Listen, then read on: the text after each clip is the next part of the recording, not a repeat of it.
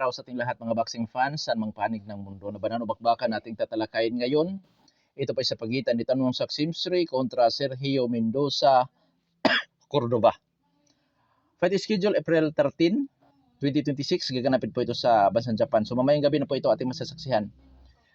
Sa panig ni Tanong Saksimsri, didipinsahan niya ang kanyang IBF World Light Flyweight title sa kanang pagkakataon.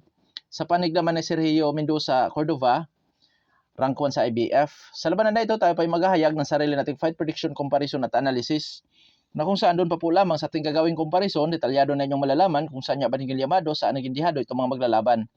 Inaanyayahan ko rin po kayo na panoorin ang buong video bilang karagdagang kaalaman para sa atin ng mga boxing fans.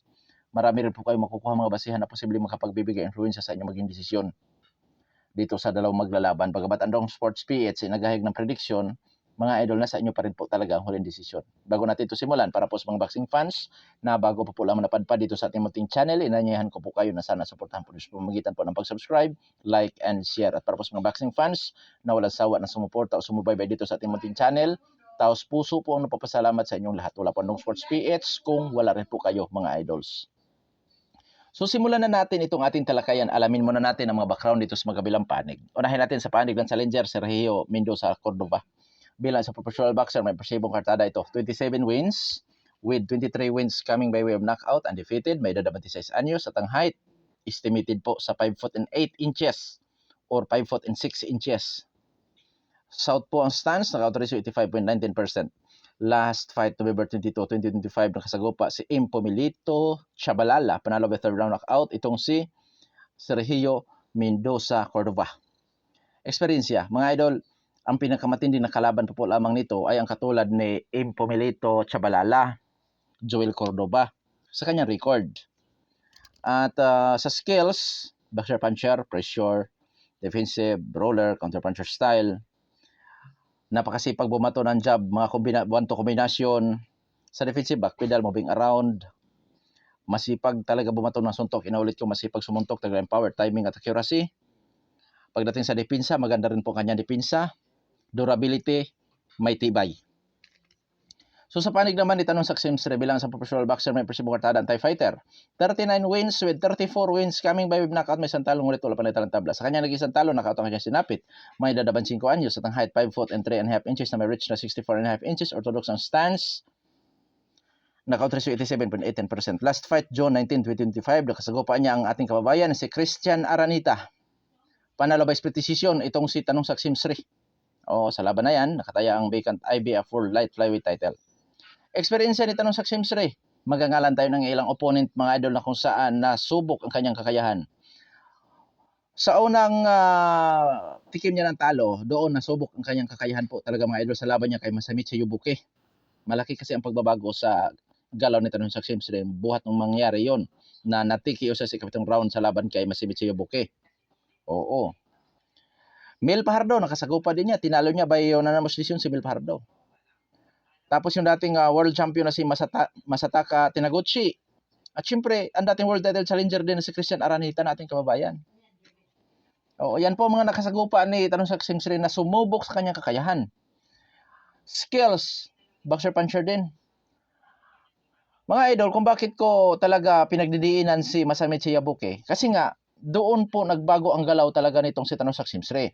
Dahil nung bago pa siya mapalaban kay Masamichi Yubuki, ang galawan nito ay pressure puncher style.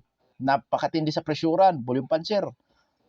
Taglay power, timing at accuracy. Kaya nga, sa kanyang 40 total fights, 34 ang kanyang ninakaut. Biruan nyo yan. So, noong lumaban siya kay Masamichi Yubuki, nakipagsabayan siya talaga. Sinaktan din niya si Masamichi Yubuki, kaso lang, ay veterano yon si Masamichi Yubuki. Doon siya nakatikim po ng knockout, tinamaan sa panga. At pagkatapos noon mga idol, noong makarecover na siya, doon na malaki na ang pinagkaiba sa galaw niya. Kung noon matindi sa presyuran, ngayon matindi na rin siya sa defensive style. Defensive style, moving around, in and out, back pedal.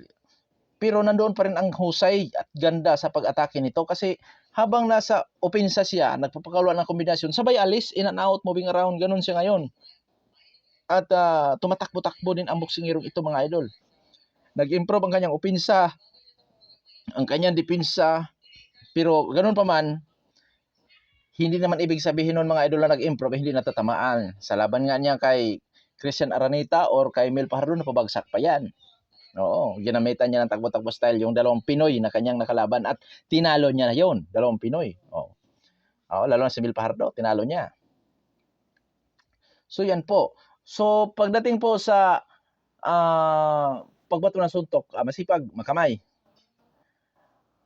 Timing, power, accuracy, durability, ang mayroon sa kanya ang matinding determinasyon po mga idols.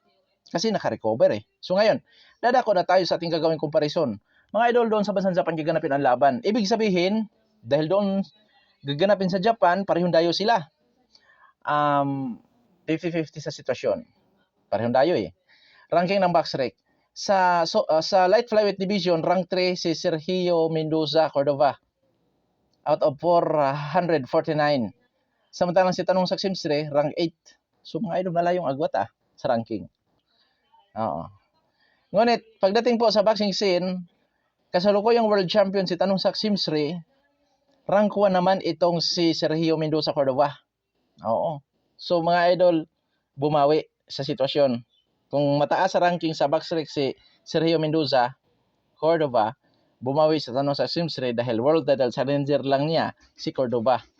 So bawi-bawi lang, 50-50 na. Ngayon dadako naman tayo sa physical na appearance at natin sa edad. 25 anyos lang po si Tanong Saksimsre, 26 anyos lang din po ang Mexicano na si Sergio Mendoza Cordova. Parehong nasa kanilang prime na. Oo. Height, reach, power, kung sino po ang may advantage. Mga idol, kung totoo po, ang height ni Sergio Mendoza Cordova sa 5 foot and 8 inches, 4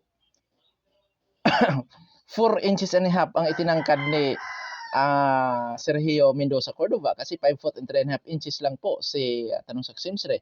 Pero kung 5 foot and 6 inches si Sergio Mendoza Cordova, so mga idol, 2 and a half inches ang itinangkad niya. Sa madaling salita, height, reach, mas matangkad po talaga si Sergio Mendoza Cordova. Doon kay Tanong Saksimsre. Ngayon sa power naman tayo or knockout ratio.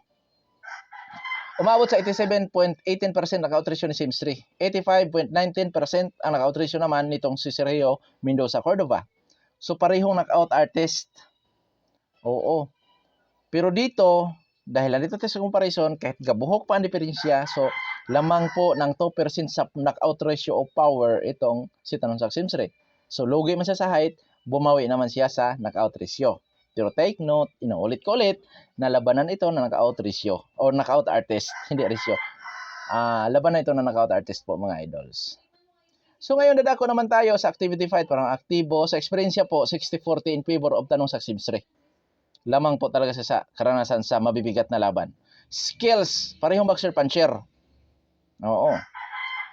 Si Tanong Saksimsre, sa huli niyang galawan, more on defensive.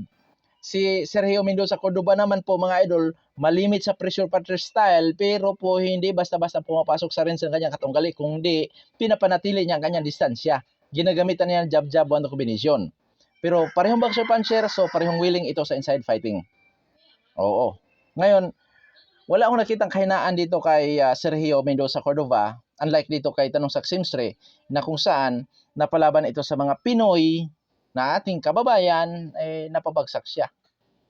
So, expose ang kahinaan ni Simsre sa mga idols. Oo. So, ngayon, sinong liyamado kaya Dong Sports? Mahirap Pero para sa Dong Sports page, 50-50. Oo. 50-50. Oo. Pagka sinasabi natin 50-50, ibig sabihin mga idol, kung sino po ang magkakamali ng strategy dito sa dalawang maglalaban. Oo. Parehong knockout artist yan So ngayon, prediction na tayo dahil 50-50 sa comparison.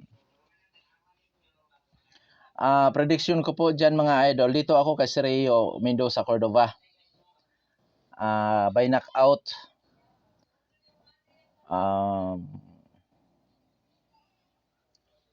siguro round 4